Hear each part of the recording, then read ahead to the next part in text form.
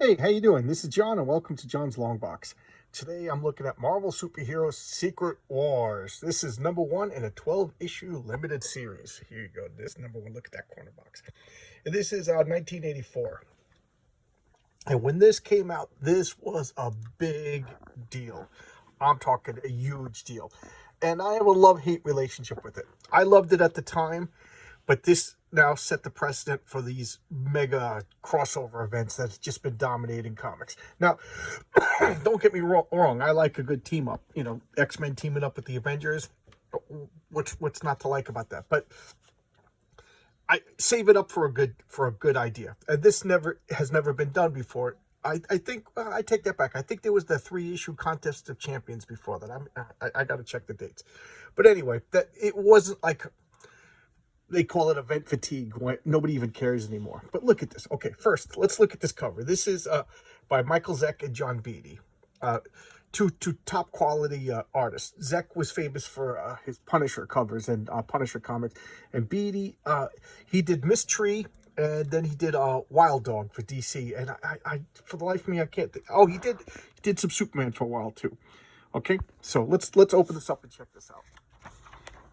Okay, we got Moon Patrol, and we have the opening setup. We have, okay, so what happened is in everybody else's own comics, in the Avengers, and the Hulk, and the Thing, and the Fantastic Four, and Iron Man, all the superheroes went to Central Park, and they went into this ring to investigate, and then they were transported. So here they are now in this thing, and we didn't see it, but the villains are also transported, so they're going on. Oh my stars. Okay, and I'll talk about everybody as we go along. But look at this. So now they're floating in space, looking at a distant spiral galaxy.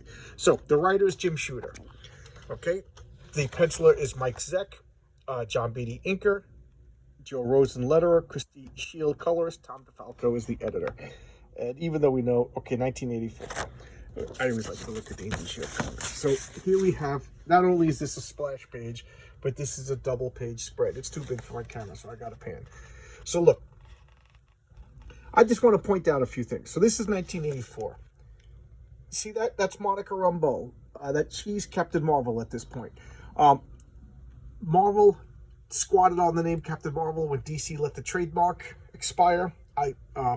So Marvel jumped on it. I mean, can you blame them? How could Marvel Comics not have the name Captain Marvel? Excuse the cough, everybody. I think it's just once I start talking. But anyway. So they took the name Captain Marvel. Like I said, I can't blame them. And Marvel died, and then they were about to lose the trademark or the copyright. I forget. I don't know the exact legal term. So they put this woman, Monica Rambeau, in it. And you know what? Everybody liked her. She had a good character. She had a unique set of powers. I didn't like the costume at first, but it grew on me, and everybody liked her. The world didn't end, and next thing you know, she's leading the Avengers. Okay, so keep that in mind. The Avengers are being led by a black woman. This is Storm. I didn't particularly like this punk rock cut, but Storm now, black woman leading the X-Men. And here we got, Cyclops, the Hulk, the Thing. Okay, this is Iron Man. Unknown to the rest of the team at this point in history, only the Wasp knew Tony Stark's secret identity. And she knew that Tony Stark had quit. I'm not starting over again. Sorry. The Wasp knew that Tony Stark had quit being Iron Man because of his alcoholism. So this is James Rhodes. This is, if you follow the movies, that's Rhodey. Okay, he's now Iron Man. So look at the pattern that's emerging here. And then we got Rogue. We got, look at it. So here we have a black superhero. Black woman leader. I don't want to hear about this.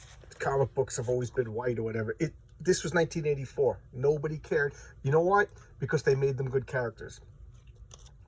When James Rhodes took over for Iron Man, when Tony Stark was drop dead drunk alcoholic, everybody was like, yeah, that was natural. She came out of left field, but they made an interesting character with interesting powers, and it wasn't like on the cover, black woman, it was Captain Marvel, Monica Rambeau, and people, whatever, who cares, Storm again. She was the natural successor to Cyclops. Now, why is Cyclops here when he left the team? the being, the Beyonder that summoned them all, he put people here. Also, I don't know if this was a continuity error because they ended up addressing it in a later issue, but he could walk at this point. But I think the Beyonder just gave everybody their classic looks. So he actually, you know, Cyclops wasn't part of the X-Men. Xavier could walk. He also made a mistake. He put Magneto there. I think they're showing that Beyonder doesn't understand human concepts of morality, because that's what he's trying to understand. So he didn't know that Magneto was actually big, and I think it was all to show that he was a little bit fallible. There was a little other, not continuity glitches, but like, also note that the Invisible Woman is not here in the Fantastic Four. Why? Because she was mega pregnant with their second kid, and I skipped a bunch of pages. Okay, so let's get back here. That's Lockheed. That's Kitty Pryde's dragon, and here we have a nice group shot. They're all talking and introducing to each other. It's, again, Jim Shooter and John Byrne have said that every comic book is somebody's first comic. So they got to introduce things. And that's what they're doing. And now, in the second space station, spacecraft, whatever you want to call it, pod, I don't know, it's all the villains. And then we have Galactus. You know, so this is setting up the scale of the power that this being can actually kidnap and control Galactus. We have the Enchantress, we have Ultron. Now, Ultron was destroyed in Marvel 2-in-1, but Beyonder recreated Ultron.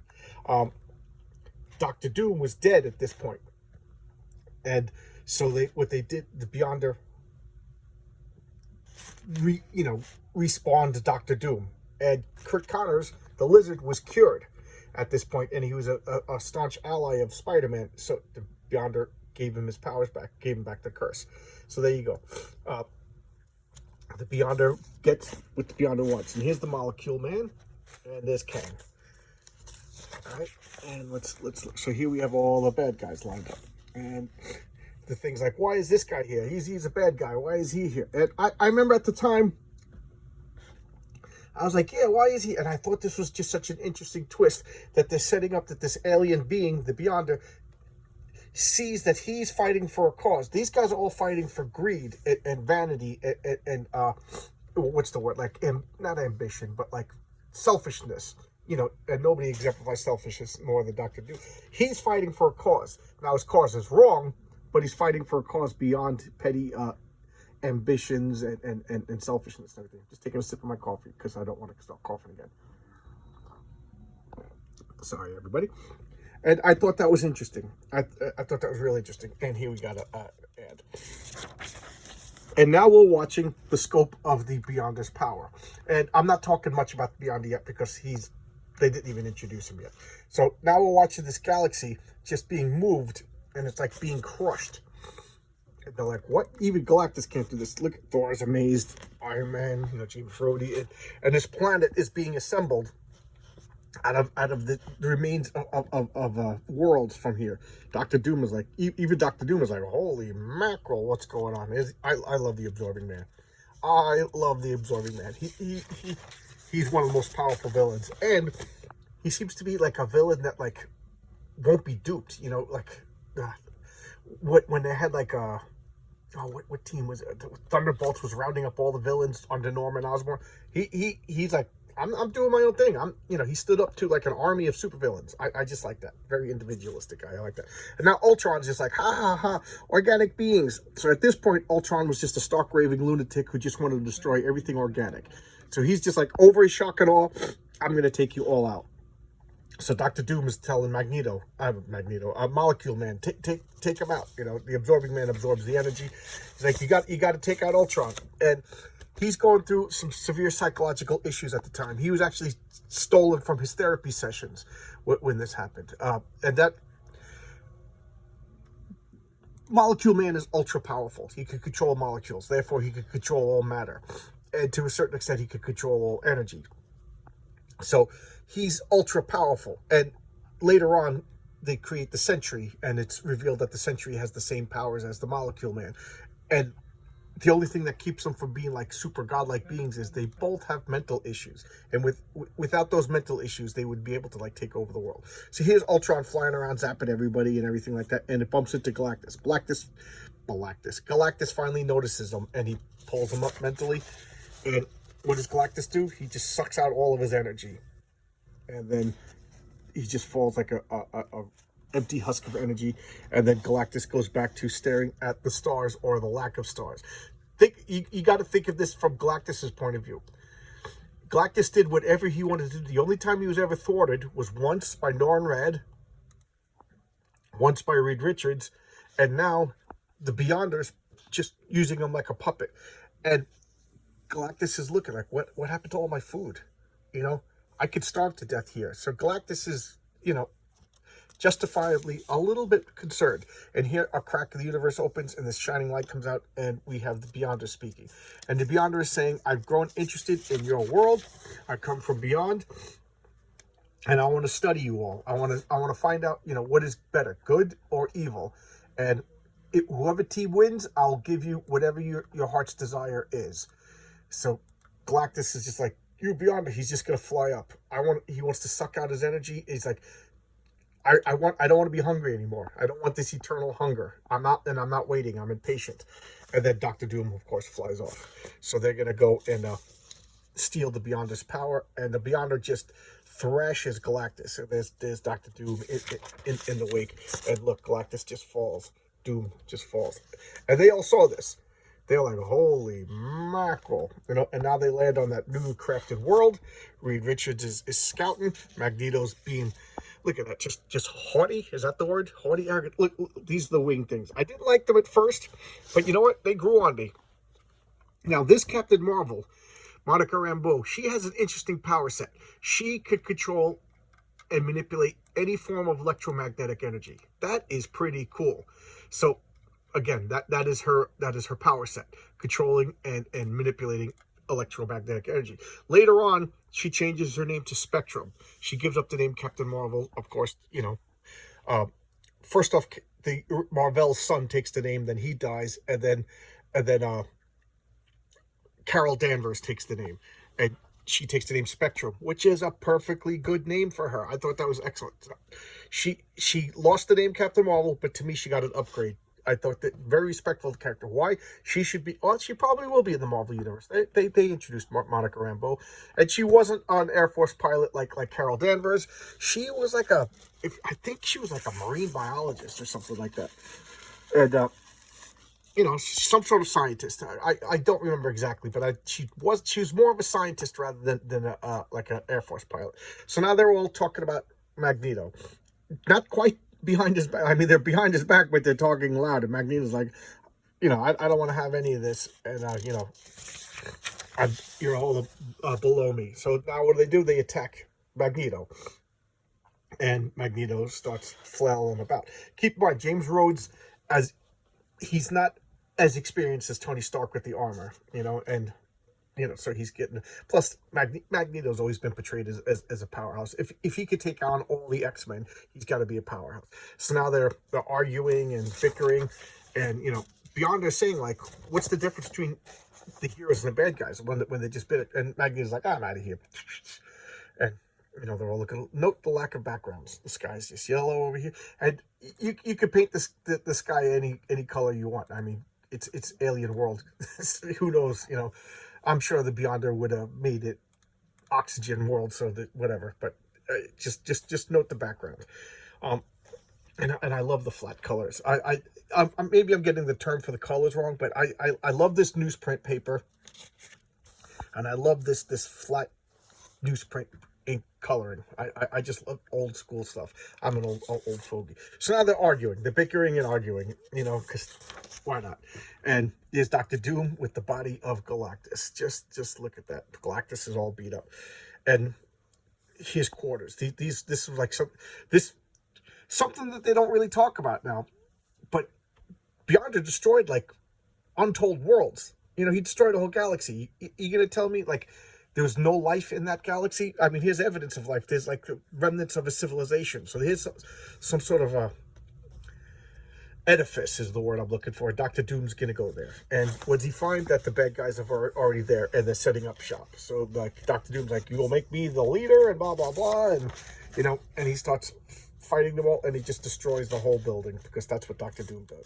And then Kang, of course, Kang may or may not be a descendant of Doctor Doom in the future. So he's got like Doctor Doom powers plus futuristic technology and time travel. So, and I think Kang is going to be the major bad guy in the next wave of the MCU movies going forward. So keep an eye on Kang.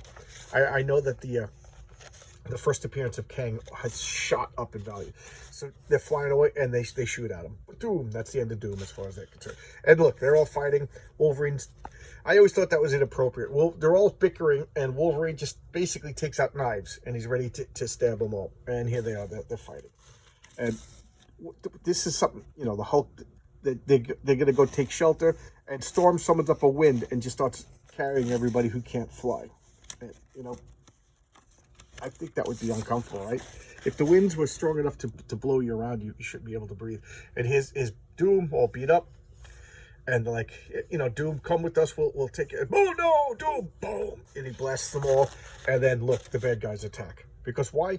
They're going to get their heart's desire. They're greedy. You know, they became criminals because I always thought like becoming a criminal was a very selfish, short-term narrow. You want what you want, but you don't want to invest the time to get it. You just want to cut the line and get your stuff. So of course they're ready to get their heart's desire without doing the work. So of course, you know, the superheroes are like, we need to get home, we need to figure out what's going on, assess the damages, and figure out what's going on. The bad guys just attack. And I'd like to point this out. Look at all the purple and green. Purple and green, I said this in one of the previous videos, purple and green are villain colors. You know, he's got yellow and green. These kind of like hero colors, but sometimes he is a good guy. So I don't know if they plan that from the beginning, or if it's just a coincidence, or if it's just the psychological effect of seeing a character in yellow and green. You kind of, you know, your brain writes him as a half good guy. But purple and green is definitely villain colors. And there you go. That's First Blood. Okay, so I'm going to talk a little bit about the Beyonder itself, then I'll talk a little bit about the comic. Okay, so the Beyonder is a being from beyond our universe, hence the name Beyond. And he's super powerful, as you saw. He could smack Galactus around. He could, you know, he could just create worlds, destroy worlds with a thought. And they say that in Secret Wars 2, they explored more of the nature of the Beyonder itself. And they said it was the creation of the Molecule Man that gained his interest in our universe. And then he started observing the universe. And what the Beyonder is the intelligence inside a cosmic cube. So a cosmic cube is basically an imprisoned Beyonder, you know, without any consciousness or will. I don't know. A little hokey to me, but then again, we're talking about comic books, so I'll buy it. Okay, now we'll talk about the comic itself. The Secret Wars was a big freaking deal. And from what I remember, and I think I'm right, Mattel and Marvel teamed up, and they wanted to, you know, let's do something profitable for both of us. People like superheroes, we like toys, people like superhero toys. So they said, let's make a toy line. And I think Jim Shooter said, yeah, we'll make a comic book to go with the toy line. So there was the Secret Wars toy line. You know, and by today's standards, they were very primitive toys, but at the time, I thought they were great. You know, they had 4 point, you know, the necks twisted, the arms at the shoulders twisted, and the legs at the hips twisted. So, you know, whatever. And then, like, they all had shields for some stupid reason with holographic images, and they were awful. But I loved them at the time. Nowadays, when I see what they could do with action figures, you know, kids today, you don't know how lucky you are. You know, they got the greatest action figures in the world, but, you know, they probably would rather have a video game. But what do I know? I'm just a jerk. So anyway, back to Secret Wars. The toys sold. The comic book sold. It was a moneymaker. This was Marvel Comics just printing money. And of course they had Secret Wars 2, which was awful. This was a lot of fun. Secret Wars 2 was awful. And then in the early aughts, you know, around 2005, I don't remember the exact, they did another Secret Wars, or maybe it was 2015. And I didn't buy it on principle because I was like, oh man, they're just retreading ideas. And one of my earlier videos is me saying how wrong I was. The newest Secret Wars was excellent. You know, you could check out my other video for that. I thought it was excellent. This was a lot of fun, but it created the event. And every summer, at first it was just one big event a year. And now they're like, who knows? The events tripping over other events on top of each other. And some of the events, like what's it called? Fear itself. Who cares? You know, some of the events were pretty good. Atlantis Attacks was events, but only in annuals. You know, DC did that too with like Bloodlines, and I don't know. It got you to have to buy every comic. And I used to be obsessively buying. You know, I was one of the people that got rocked by this, but after a while, I just stopped caring, and I, you know, I stopped buying the events. I only bought the comics I was interested, and eventually I just stopped buying Marvel and DC because, you know, I don't know. If you ask me, Marvel doesn't respect its past, and they pander to people who don't buy comics. Okay, rant over. All right, so let's get back to this. This was Jim Shooter. This made him a rock star, and I think it all went to his head. And he did Secret Wars 2, which was just god-awful. And Secret Wars 2, I don't think sold too well, and then he was pretty much fired by Marvel pretty much after that. So, and then he created the New Universe, which was a bunch of horrible comics. The New Universe was really bad, and that flopped, and then Jim Shooter was 23 skidooed out the door. Unglorious ending to, I thought, a phenomenal era of Marvel Comics. The Jim Shooter years were, you know, when Stan Lee was in charge, they made the comics, and they were completely different than anything else. They were wonderful. And then I think the Jim Shooter years, they reached their apex as far as creativity, fun, quality, and a cohesive universe with continuity and everything like that. Something that Marvel and DC are, you know, the Justice League are dead in Justice League comics, but they're teaming up in other comics. You know, it just undermines their continuity. I don't know. Comic book collectors are OCD, and they want to see continuity. They want all the T's crossed. They want all the I's dotted, and they're not doing it anymore. I second rant in the video. Okay, I'll stop now before I lose more subscribers. All right, but thanks a lot. This was a lot of fun. I recommend it. I think you could get a trade paperback of all 12 issues, or at least you could get two trade paperbacks of 6 issues apiece. It was fun. It's definitely worth reading. It was a fun story, and it was Marvel history. And there you go. All right? We'll see you tomorrow with another video, everybody. Thanks a lot. And I appreciate that you guys watch my videos. Thank you so much. I don't know what's going on, but there's been a big spike of people watching my video. I'm not getting any new subscribers, but I'm getting a lot of views per video. So that's cool. All right? I'll see you tomorrow. Bye-bye.